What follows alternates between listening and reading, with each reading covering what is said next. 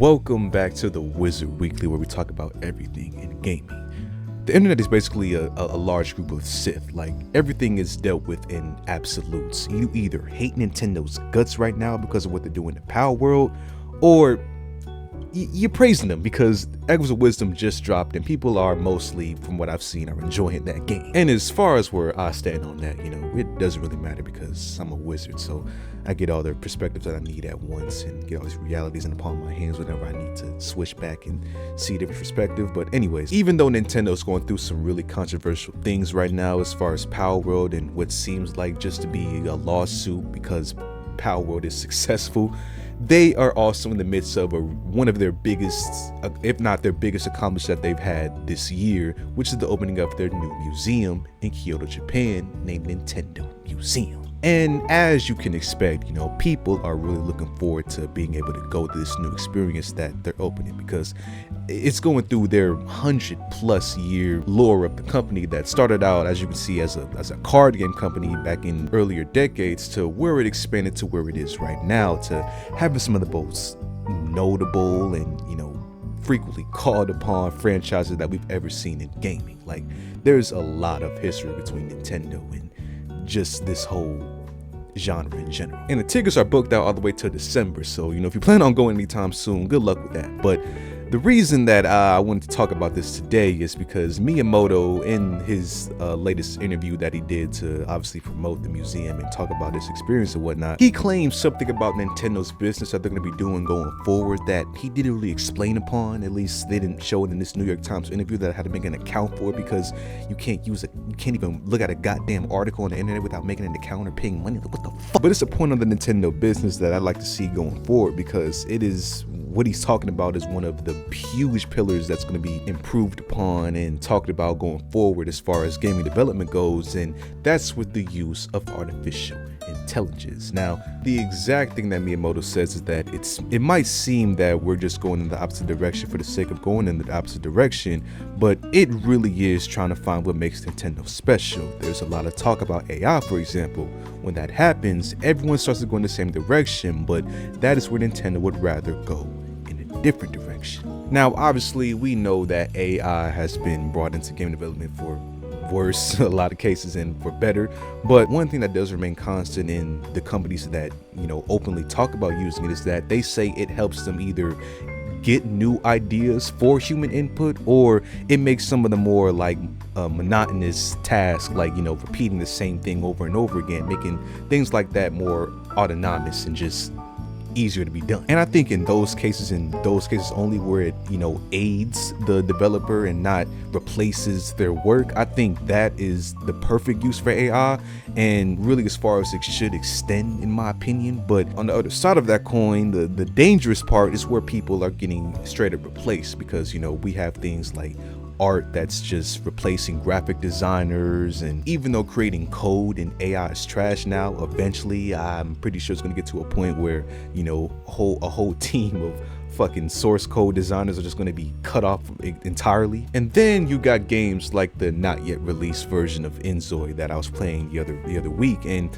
they did something I've never seen before, or at least implemented it officially into a game, and that was where they allowed you to create your own clothing or furniture design based on an AI prompt. Like, for example, you could type in a prompt for like a logo a fake logo that you want to put on a shirt, and it would generate that prompt, and you'll be able to put it on your customizable character. So there are uses like that I do think is going to be cool for games. There's also titles where you can talk to AI, like how you would one of those AI texting apps, and have a whole generated dialogue with NPCs. That's pretty cool. Flowing for where Nintendo could go with this. Now, we all know that Nintendo, like they said, they don't like to stick in with the crowd of what other major gaming companies are doing. Everything from their lesser focus on realism to their insane hatred and attacking of companies for piracy that's just stupid. But AI holds a lot of different possibilities for even Nintendo if they decide to implement it in a safe and non-human development hurting way.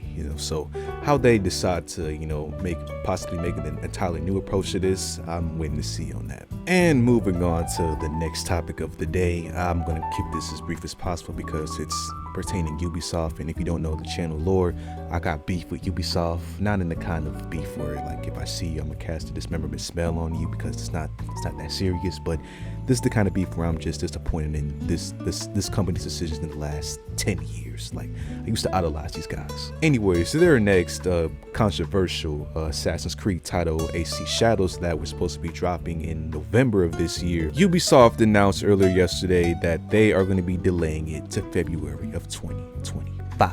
Now, according to their Twitter post that they sent to the mass public, they say that they need more time to polish and refine the experience, but they also claim that when it does get released, the title's going to get a day one Steam launch after years of Ubisoft titles, mostly exclusive to the Epic Game Store since around like 2019 when they started getting paid off for that. But also, there's just no pre-order model to where they've had like season passes for like their last couple of games. They said they're going to be ditching that, and all future pre-orders are going to be granted the first expansion for free. If you pre-ordered AC Shadows on Epic Games, they say that you're going to be getting a refund on this pre-order until they decide to put the game back up.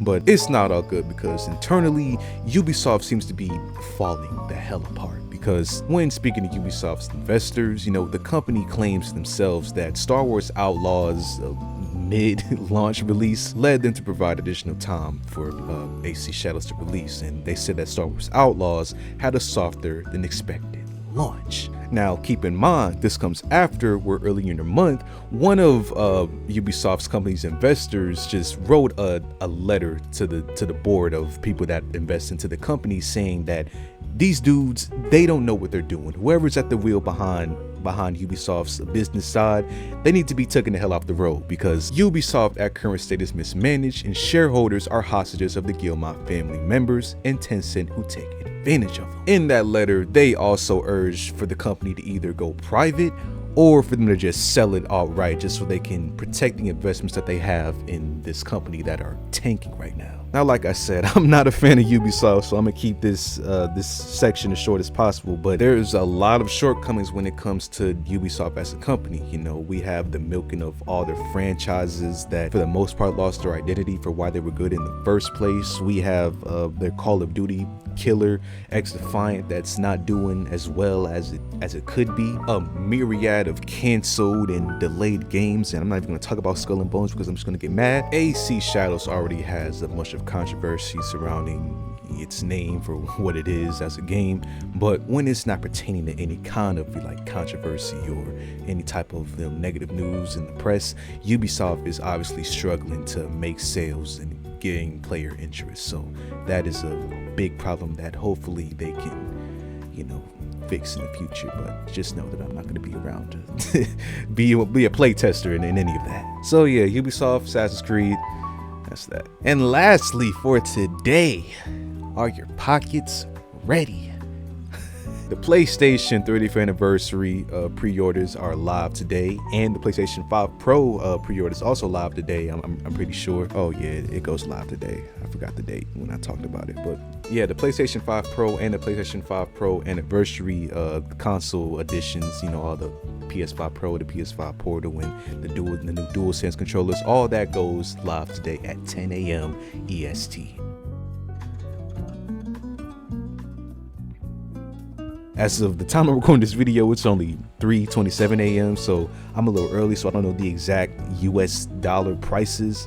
But it was revealed that the Australian version of the PS5 Pro and all its respective versions that's coming out today is gonna be at a whopping 1,195 Australian dollars. Now, before you freak out or anything, translate that to US dollars, and that's $823. And you can probably freak out now because that's still way more than what they said it was going to be costing as far as American prices. And that's just the PS5 Pro digital 2TB version. Obviously, the disc version is a little bit more expensive, and the 30th anniversary Pro bundle, oh my goodness, let me see. Oh wow, this Australian retailer already sold out. For those saying, there was a lot of people saying that this isn't going to sell. All right, well, I can't find any prices for the 30th anniversary Pro bundle or any of these variants on any of these official websites. Like here's Amazon, and they don't even have it. So I can pretty much guess that it's going to be way more than the 1,200 Australian dollars that they're charging for the PS5 Pro. Like, that's just a given. And as far as US dollar price, it's likely going to be a little less than the 1,200 Australian dollars equivalent, but still in that price range. Like, by the time you guys probably watch this video, you're going to know the price. But as far as what I'm going to guess, for a PS5 Pro 30th anniversary edition, I'm going $899 for it. That's what I'm going for. $899. We're not even gonna talk about Australian dollars because that'd just be like fucking 1,500 or whatever it is. So if you watched all the way up to this point in the video, you know, let me know if I was right or if I was wrong. I likely already know by then, but still, go ahead and tell me. If you enjoyed the video, leave a like, subscribe. Yeah, that's all I gotta say for today.